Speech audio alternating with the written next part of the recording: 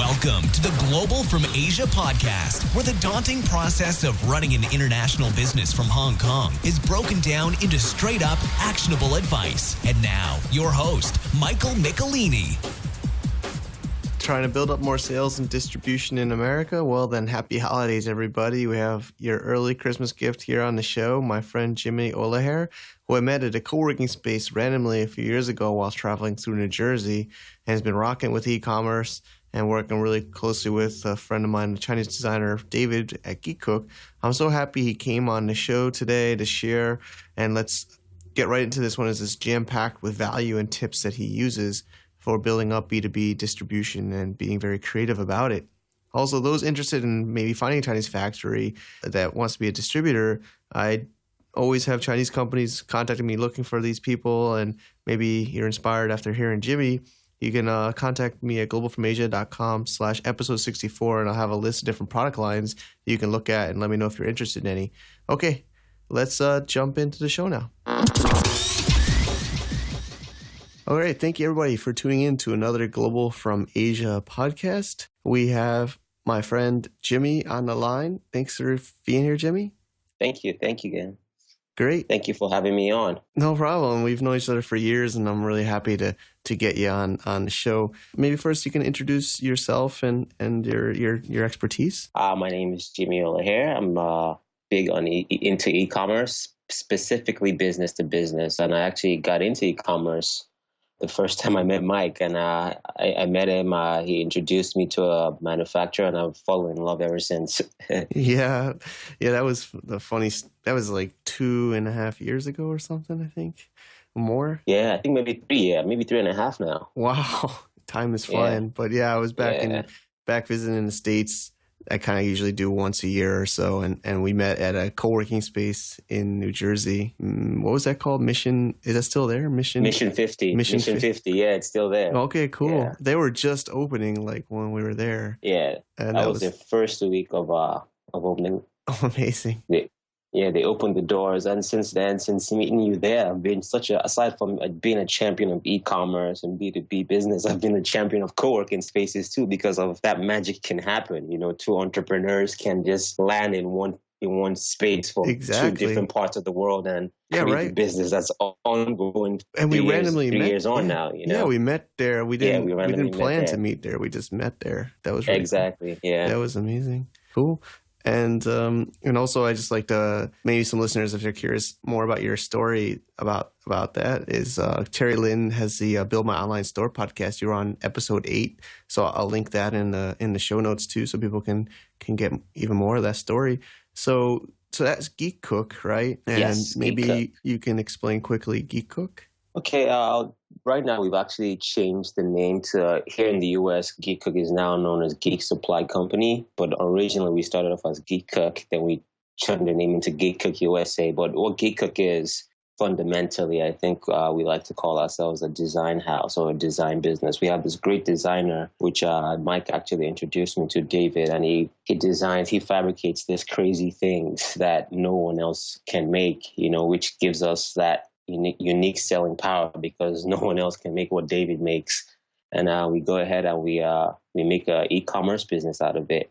We are basically monetizing David's design experience, and we make products out of it, and we try to sell it internationally. Geek Cook is the China aspect, and here we're called Geek Supply Company, powered by Geek Cook. Awesome. Great. And when we were planning to do the show, we kind of wanted to talk about both sourcing side and distribution side between U.S. and China, or just more generally. And you kind of also said how you're not currently using traditional distributors. You find partners that are in B2B, like you said, that fit the brand and do distribution in-house.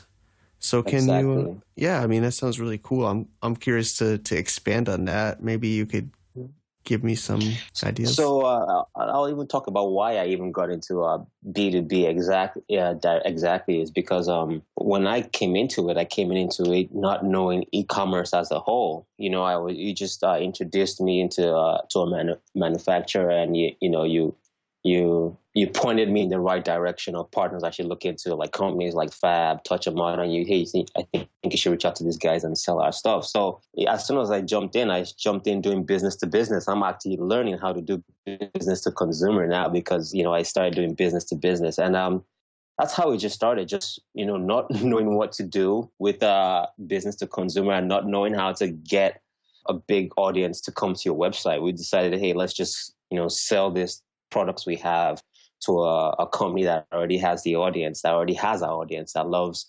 well-designed stuff, and that's how we decided to, focus Geek Cook USA or Geek Supply as a business to business is because we didn't have the audience.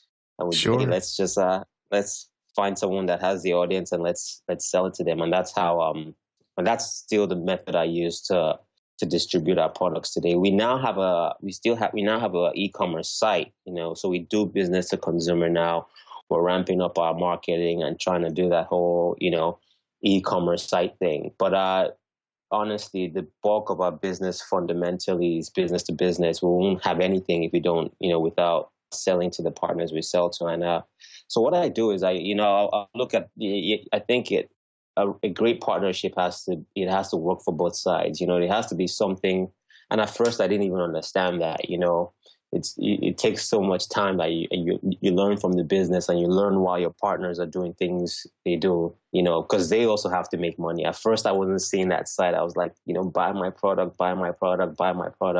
But also they have to make money now. So for example, quantity is a big thing that, dealing with specific partners. If you don't have enough quantity for them, they're not even going to, want to look at you and do business with you. And those are things I didn't understand when I first started. So I usually, first of all, I'll try and find a parallel between both businesses. So let's use fab.com, for example. They like unique things that was designed well. And that's what we're making. We're making unique things that you can't find on any other e-commerce store that was, believe it or not, designed well and designed in China. So that was, it was low cost to make because it was being made in China, but it was being made at such a high quality that even Fab.com wanted to carry it. So you'll find the parallel, so I wanted to do it, business to business, and we do well-designed stuff. So I looked for an e-commerce company that already has the audience that's selling well-designed, unique stuff. And that's how I basically make partnerships. I see if the product is going to work with the business, their model, their idea, their culture. If there's a connection there, then I usually try. I personally do this myself. I reach out to all the partners we have, and I try to initiate something. And of course, we have people reaching back to us as well. Because at first it was all me reaching out. Then as soon as the brand started growing, you have partners reaching out to you as well. And some partners would like specific products. Some products would do well with specific partners that, won't do well with other partners. So it's up to you to just go out there and pick specific brands that have the same message as you do to try and at that time, it was the perfect time when we both started. When you got me when you started introducing me was the flash sale site bubble. So every site was looking for they were looking for something cool and new, and we were cool and new at that time. So it was so easy to make these partnerships. We were talking to the merchandising manager of Fab.com on a daily basis like it was nothing. And obviously, because of the tools we had, technology, email, LinkedIn. So everything was, it was almost serendipitous. It was the boom of flash sale sites. We had the right product at the right time. Our technology was making it easier to connect with other people. Most of the buyers I work with, I haven't even seen 50% of them. I've only, interacted with them through my computer or through emails. I've never actually been, in an actual room with them, which is actually something I'm trying to do now, because I've noticed that also helps strengthen the relationship and the partnership, because it's a business relationship, but honestly, it's more of a personal relationship. But, people make so many decisions daily that some of their business decisions are swayed by their personal behavior, personal feelings of that person. Definitely. So I try to be in the same room as my buyers. I try to meet them in person. I go to Christmas parties or brand parties. If Fab has a party, Open Sky has a party, I'll try to be there, because fostering this relationship is actually what keeps the partnerships going, because there's so many people trying to make it in e-commerce and in the B2B world, that there's so many people reaching out to them trying to sell stuff. Sure. That you have to be on their mind at all times. So I always try to, aside from sending them business emails, I also try to try and do something personally with them, like attending their parties or meeting them at a trade show or something. Awesome. So yeah, I was going to ask about trade shows. So you do attend some trade shows, or? I've attended a couple, and I don't know. I think the jury is still out. I can't tell how successful it was for it was for the brand or for the business. I don't know if we're getting enough. I don't think the business we get back as justified the upfront cost we have to pay for a trade show, because I think it's expensive. And every time we've done it, I think a legitimate one, we actually had to like split a booth because we couldn't afford to do a whole booth ourselves. And then we've had ones where we've been invited to come and be at a lobby or come and display stuff, which wasn't a trade show. But so I'm not positive on how effective it is. I don't know if it was the specific show we were at wasn't big enough, but it's something I want to do again, probably do better than we did the first time, and maybe find another one to go to. But yeah, trade shows is something we want to definitely focus on or start doing more on a regular basis. Yeah, I mean, well, maybe you don't get direct sales. It might help for the branding and the brand, exactly.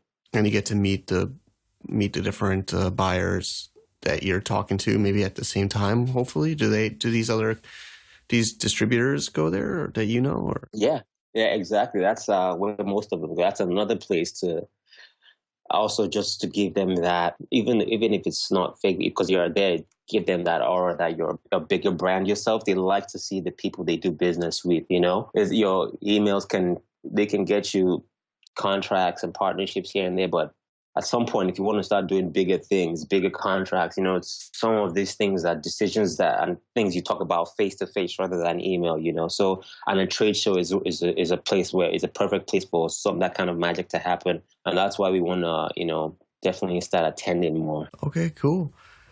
So we mentioned Fab and the flash sale craze. So I haven't been keeping up with it. Maybe I know there's been some news about them. What's up with Fab? Yeah, I mean, Fab basically, they grew extremely fast. Their founders were this, go fast guys. Things are about to break, and if things break, don't worry, we'll fix it. I won't just, things are bound to break when you go fast. Those were the kind of founders they were. They raised a bunch of money. They bought a bunch of product, expanded to the US, expanded to, the UK, expanded to India. I think they still have Fab India open, and it was just one of those things that, the flash sale thing was a bubble. They invested so much money in that business model, and it turns out it wasn't, it wasn't here to stay. It was just another fad at the time. And they had to make some emergency cuts to save the business. So they had to fire almost half of their workforce. They had to close down some shops. They had to make drastic things to save the business. But ultimately, it looks like they're not going to be able to save the business. And I think the founder is switching it into a furniture company somewhat now. I think crazy somehow, yeah, because they always wanted. I remember at Fab when we would reach out to them to sell them our stuff. I could just tell more and more that these guys are going to produce their own products.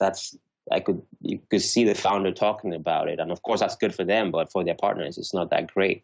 Yeah. And you could tell that's where the business was going, because they could make more money that way. If they make the products in house and they sell it, the price range would be a lot better for them. And that's what they decided to do. They started making furniture and other stuff in house, and now they're going to go. I think they're going to double down on that and actually base the whole business and sell Fab to another company and base and use the assets of what they have now and start a new thing. And I think they already actually started. I think it's called Hem, but they're based in somewhere in Europe right now. And that's, Fab's no longer. Crazy. Well, at least you got You got to take advantage of it when it was hot, right? So it's good. Yeah, I mean, exactly. I'm not upset. Some people are upset at the founder. It's his business. He can do whatever he pleases to do with it. I'm happy I got the opportunity to work with companies like Fab.com. Yeah. Just having that, that metric, that vanity metric, or that vanity to say that we worked with Fab has been, has helped us even get more partners.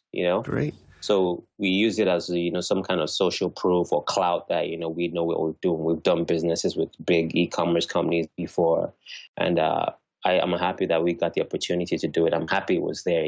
Awesome. Yeah. So I don't want to give up trade secrets, so you don't have to answer everything, but maybe your process for finding a partner, like maybe you mentioned LinkedIn, is that one or? Yeah. LinkedIn is one I definitely strongly recommend. Well, now it's so much easier because at first, even back then, 2 or 3 years ago, they were like, every other week there was a new e-commerce or a new flash sale company out there coming out, So I had this automatic thing that I'll do. I can't remember how I set it up. I think I used IFTT through something, but we'll go on this website and we'll do something like we'll put this keyword, companies like Fab.com, and every week or every end of the day we'll get like a printout or an email of companies. And the way the system does it picks up on the keywords. So new, unique, geek, on gifts for unique gifts, all that stuff. It picks up all the keywords, and we get a sites like that back to us on our side, and I'll go through it and I'll see which one is actually a real business that's worth reaching out to. It's as simple as just finding someone that you think might like your product. This is basically what I do. I do it personally. I'll look and I'll look for a business that I think might like that product. I'll look for their contact email and I'll hit contact. So most of them already have a partnership link to make it easy for for partners like us to reach out to them. And most of them just have a contact us link there, and I'll send them an email. Is that a quick short email that's scannable that you can read instantly, because we all know people's attention, especially when you're using the internet, is so slow. So I never write those big block 3-paragraph emails. It's just something as simple as, hey, I think there might be parallels here. Take a look at this. Here's more info if you need to contact me. Something fast that someone can look at and reply to ASAP. Send them that, and usually within a week, half the time 70% of the time I'll hear something. Yeah, we're interested, or no, we're not interested. And the other 30% I don't hear stuff from, I'll keep going back to them until I get an actual no, we're not interested. Then I'll leave them. If they don't respond to me, they're still on the list, And then we have those other companies that reach out to us too, which has been so cool, and just makes me happy that we're actually building a business here. People actually like our stuff, because the first year it was like I remember telling you all the time, the businesses I can reach up to, I can hit up. It was us just reaching out. Now we have a nice influx of businesses looking to partner with us as well. So that takes the pressure off me. That's great. From getting more business. Yeah, that's great. And that's another way I want to build the business as well. I just want to build a system where everyone follows my system, and have another, business development manager, that does the same thing. I just have a couple of business development people. We're doing things now that we couldn't do before. We now have full-time writers on staff, or full-time web development guys that handle the websites. And now that we have that foundation, now we're going to build out the sales team and build out the business development team. And that's the hardest part that I've been so hard to let go, because 2 years ago, I was doing everything myself. I hired someone to do the website. I hired a writer. I hired everyone. But now that I had to slowly let go. And that's, when the business starts getting better and bigger, when you let go of things that slow you down.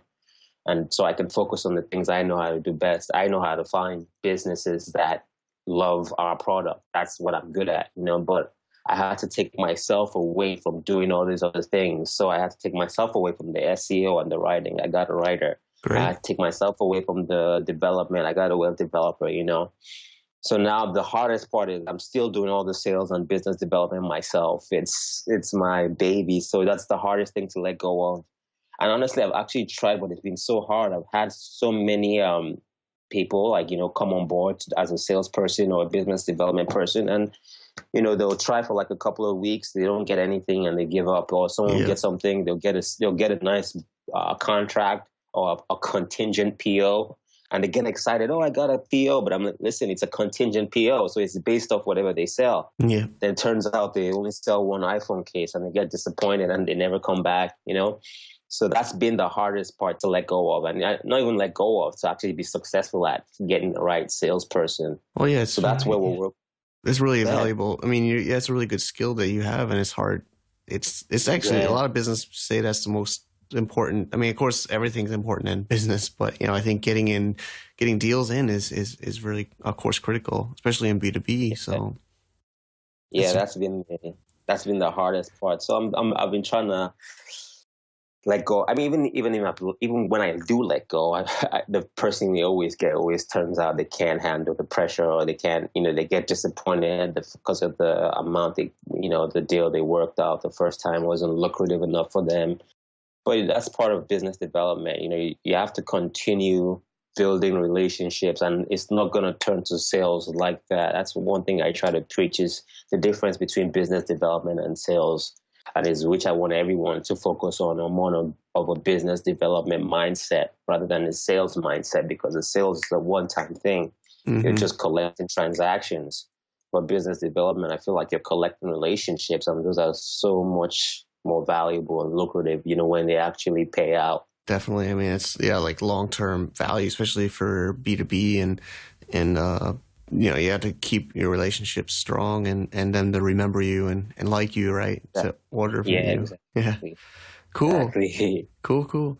So, we mentioned before the show, we were talking about not using traditional distributors, and you're finding these like newer like flash sites and other like online distributor partners, but you then mentioned you might look into traditional again. Maybe go through some thought process of it. One thing I've learned is distributors, and the best thing about experience is, I feel like the best experience you can get is like learning on the job. I never went to when I started businesses, as I was a software guy, so Bagger Rider, my first business was, everything was all software. I didn't know anything about merchandising. I didn't know anything about FOB, free on board, all that stuff, shipping. I literally learned everything on the job. So that's the one thing I'm learning about distributors too. I didn't even know this. I at first, I'm content. We're very content with just, doing the distributing in-house, doing it myself. And for a couple of people reached out to me and said, why don't you try to reach out to a distributor? They already have all these relationships that you're trying to build with these buyers. They already have them down pat, because they work with them every day, So why don't you just reach out to one of them and, try and sell your products to one of that, through one of those avenues. And I reached out to a distributor. Everyone that sees our product always falls in love at first, and I gave him, I think, our SKU here especially for Geek Supply, our SKU, I'll give it about maybe top 45 pieces here in the US. Okay. 45. And I thought that was a lot, 45 pieces. And I kept on reaching out to this guy. Hey, what's up? What's going on? Why aren't you responding to he wasn't basically responsive, and then I reached out to someone else, the guy that introduced me to the distributor who does rugs. He's a rug guy, and he sells like thousands of SKUs of rugs. And I think that's where the difference is because they get paid, they get paid on the amount of stuff they have to sell. So, it's another thing I didn't even know. You always have to think about the other side, what they have to do and how they're going to make their money. Why will he waste time, working with a guy that only has 45 SKUs when he can work with a guy that has 10,000 SKUs, and get more money that way? So I kept on, wondering. I got that feeling that I'm not his priority, or I'm not even on his radar at all, and that's another reason why, is because we're a smaller company, we're still a startup, and we don't have that many SKUs because of the kind of products we make. We make with eco-friendly products like bamboo, stuff that can mass produce. I mean, you can mass produce it, but you can't mass produce it on on an insane level, like bamboo. I mean, like plastic.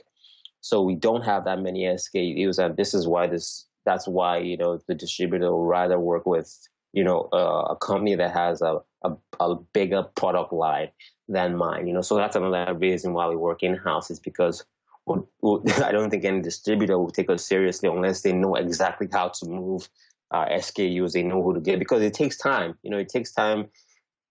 Finding the right product match with another company, and but everything takes time. So this guy's just a distributor, just rather work with someone that knows. Listen, if I work with the guy that has 10,000 products rather than the guy that has 45, I'm going to get more money, obviously, because this guy has 10,000.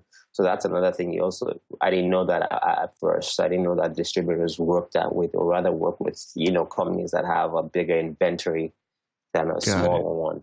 So if you're a small shop, that's why another reason, doing the distributing in-house isn't such a bad thing. And you get to keep 100% of the of your revenue if you don't have any licenses or any other thing you have to pay for. Well, yeah, I mean, I think I'm not currently in the bar products business now, but dealing with so many SKUs or SKUs is just really a nightmare to manage the inventory. Yeah, because I'm also ready to ask you about, the terms. You mentioned FOB, which is, maybe you can mention some terms what normally you do with these B2B deals. Like, because I think that was a struggle I always had, was I had to finance the inventory and pay for the warehousing. And, maybe you can give some examples of some of these structures of the deals you do. Yeah.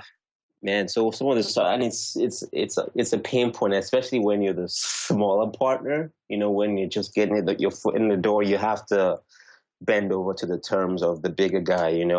Which of course you're happy you're getting a contract in the first place, so you shouldn't complain. But it just hurts you in so many ways if you don't work the term out right. There's no point in doing business. One of our big partners is Amazon through Wood.com. They sell a bunch of our stuff. They sell continuously. They sell our Star Wars stuff. They sell a bunch of stuff, but one of their terms is their payment terms you don't like. So one of the things we schedule is, on the partnership side with the partners, it's usually payment terms is most of the times they usually want us to do the shipping. So it's drop shipping, so that saves time and saves them money. And payment terms, ideally, with Fab was another business that paid us fast. They had 15 days payment terms. And what we do is 30 days, but we'll give it to us at 60 days. Yeah. And that will kill us. We won't get the money, I mean, for other big businesses that have so much working capital, it's not a problem, but we're a small team. We have like a small team of 4 or 5 people, 6 people in the winter when we get really busy. So every penny is very important. Every dollar is important. So when they decide to give us terms that, 60 days net terms and all that, it hurts us, because it just takes so long to get the money back. With that money should have gone out and made new products already, so it slows us down, especially when we have multiple deals in line like that. But those are some of the terms we'll get from the partnership side. Is usually 30 days payment. Sometimes it's drop shipping. Sometimes they want us to ship the whole thing wholesale to their house and to their warehouse, and they take care of the shipping. On the manufacturing side, I think it's always free on board coming from factory price. They'll give you that factory price, and you have to work it with it depends on how much stuff you're ordering. I still do air freight till this day, which is very, very, which costs us a lot more money, because I should do more sea freight. But we're trying to figure out. I don't know if I told you we're moving, which is another story I'll tell you off the podcast. We're moving personally, but the business has to move as well. Yeah, the business has to move as well. So we don't have a permanent warehouse yet. So I can't order as much. I can't buy, and we can't order products as much as we'd like to, because we're going to move any within the span of 6 months, anytime now. So that's just been holding us back. And it's another thing so we keep spending money, reordering through FedEx, and that causes the logistics to be so expensive. That sounds. So that's what we're using right now. So the terms with that manufacturer, which of course is David, it's the same one we've had on time. We got very lucky, with you introducing us to. They do so much. They do the packaging too. They do sometimes they even do the photography. But if it's a product that we've specifically designed here for the US, we'll have to take the photography here. But if it's a gig cook product that they sell there themselves, they've already done the photography, they've already done the packaging, and they'll send it here directly to my front door, literally, and we'll take it to the warehouse and we'll store it there. So yeah, I think listeners understand these terms, but like FOB means free on board, which is from that port. Yeah. So if it's FOB China, then the shipping has to be paid. They have to pay it up at China. Yep. They pay for the shipping. Yep, and then I guess the net 30 or the net terms means after it's been received by the buyer or shipped from. Maybe you can clarify. So how you do net? The net is usually what I do is I don't know if I'm actually doing it right, but after the last day they receive the invoice, it's basically the amount of days they're going to pay you. Yep. So if it's net 30, that means they're going to pay you out when they receive the invoice in 30 days. If it's net 15, they're going to pay you in 15 days, 60 days. And they have stuff like net 30 minus 2% or something. So if you want it net 15 minus 2%. So that means they can give it to you in 15 days, but they'll take 2% of the PO basically to cover their merchant costs because they're going to use a credit card to pay you. Got it. So they have all that cool, tricky stuff like that. What else? Net, free on board. Let me bring out a PO and see if I can see any cool terms that we can quickly discuss. So yeah, like, is there a contracts too, sales contract, or is it just of invoice, PO, email, or? There's a sales contract. There's a big contract at first that you'll have to sign when you become a partner with most of these businesses, and it's just basically stuff that covers each other's asses. Excuse me, my friend. That covers both your side. Just stuff about, especially the flash sale guys. They have a lot of stuff in there that if you ship the stuff late, that they're gonna take. They have a certain amount of dollar they're gonna deduct for every day you're late. Got it. So basically it's just a bunch of terms that you have to agree with in relations to what kind of product you sell. Then now they have all the government stuff in there again, like the Proposition 60, I think it's 68 for California, making sure every product doesn't have any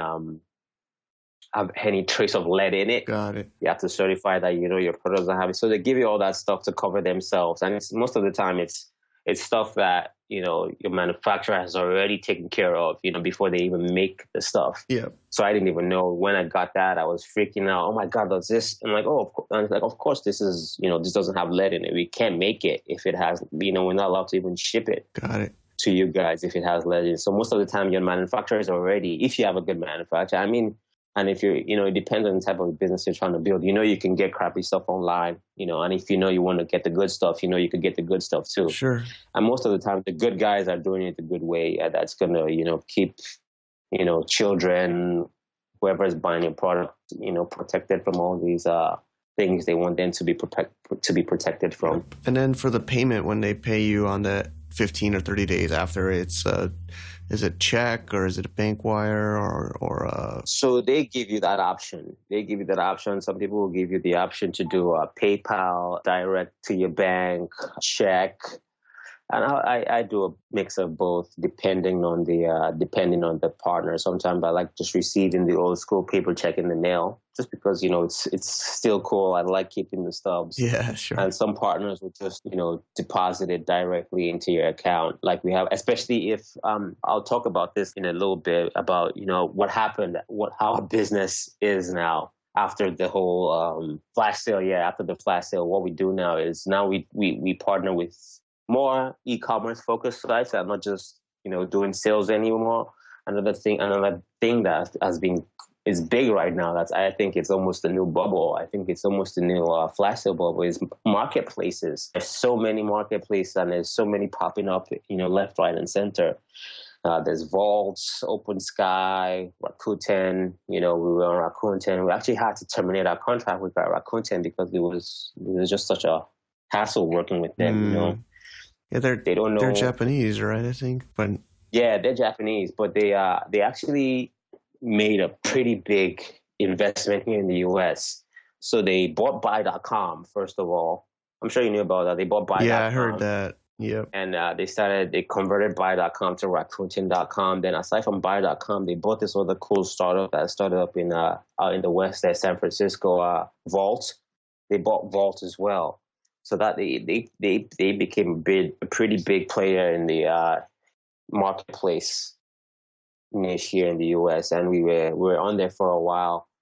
But it was, I don't know if they're still getting used to their system here, but it was taking them so long to get back to their vendors or get back to me. I don't know if it was just me, but that's another thing you always have to think about. This marketplaces, they also work with a bunch of vendors, bigger vendors than you that, like I'm sure they were probably working with Nike too, and they have to come back and deal with small companies like us. So I was just tired of I don't know if it was just them being so slow, but we'll make all these changes. And, we wanted to do this big Black Friday thing with them. And they'll tell us to make all these changes and we'll make it. And before it gets implemented on their side, it takes like 2 days. And that work has gone. And then we've lost, that Black Friday audience we wanted to, because selling on the marketplace is different from selling on the flash sale side, because on the marketplace, your product can just go there and die. No one will ever see it. So you have to make an announcement when you come. So we're planning to launch with this big Black Friday sale they were having, but they were just too slow and they just didn't take us seriously. So I was like, listen, if we're not going to, you guys are not taking us seriously, I don't think we can, do business. And actually no, I got tired of it. Sometimes I just got fed up because a bunch of, especially when you're building a smaller brand that you're working with big, and this is another, I guess, pearl of B2B business. You're kind of at the mercy of your partners, really. What they want to place you, what you want to do, how many you want to buy. And this is why we're heavily focusing on building our new, our own e-commerce site. I mean, we already have our site, but our own e-commerce audience is because I'm just tired of, dealing with partners. Like, especially if you're the small guy, they just treat you like crap sometimes. So sometimes you just have to put your foot down. So I'm like, listen, you guys have treated us like crap. I think, and the annoying thing is I paid, aside from making it so hard to come on your platform.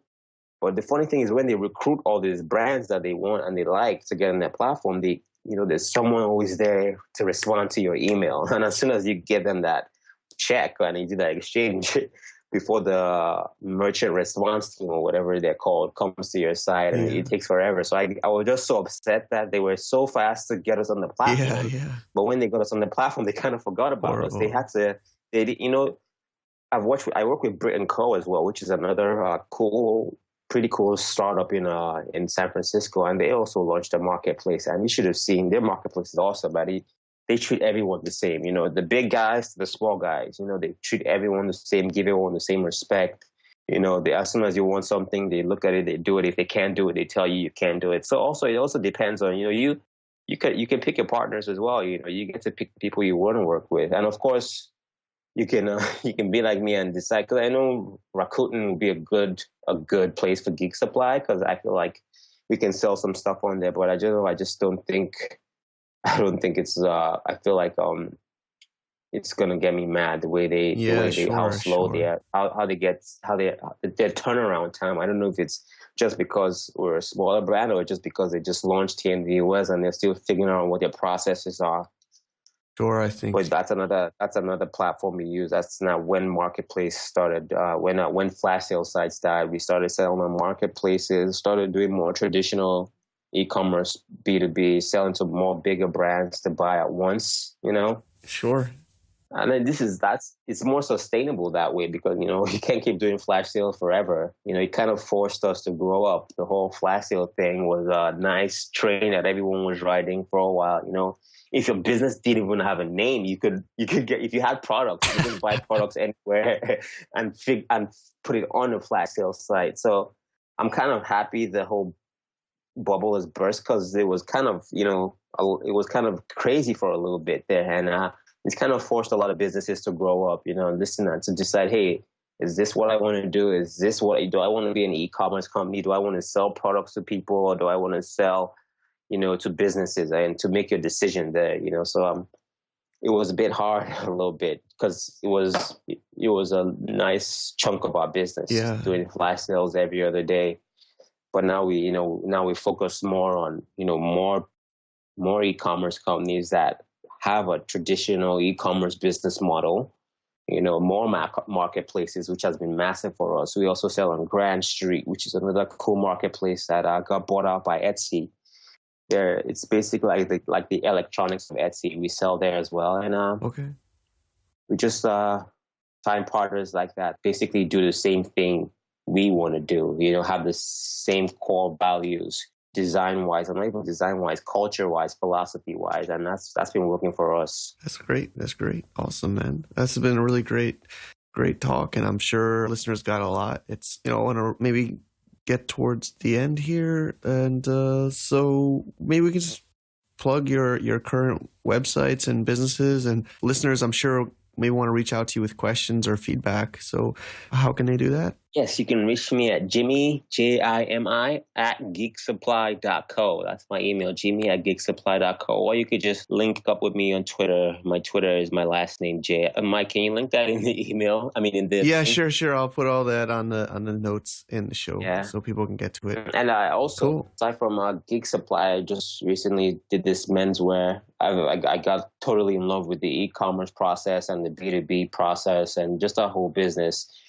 And I don't know if I have the week. Now, what we do now is all my e-commerce business, we donate some of our profits, 10% of our profits to a sickle cell charity. So we're now trying to have a social good attached to us, not just for the coolness of it or not just to get more sales, because I actually have sickle cell and it's something that's passionate about. Sure. And we noticed just, doing all this, it's giving our company a new mission, just to create awareness for this disease. So what I've done is, aside from Geek Supply donating 10% to sickle cell charity, is I also started another brand, a Geek and a Gentleman, keeping it in the geek theme, a Geek and a Gentleman. I like it. I like it. Yeah, and I think I'm passionate about is menswear. So we do menswear with a little bit of geek in it. Cool. And you can check that out at geekandgentleman.com. Awesome. Yeah, we'll link that all up in the notes so people can check it out and contact you. So thanks so much, Jimmy. And thank you, man. I appreciate you having me on. I love coming on here and talking to you guys about e-commerce, especially I feel like China gets a lot of bad rap. I'm one of the people that had a good experience with it, so I always love coming and talking about how it's not that bad if you have the right people. Like, you introduced me to the right manufacturer, and look, everything has been wonderful ever since then. It was thanks to you, Sure. which I think you actually spun into a business, which is almost social agent. Yeah. It's connecting companies and agents together. Exactly. So being an advocate for a company here and another company in China, you just have to find the right person to do it, man.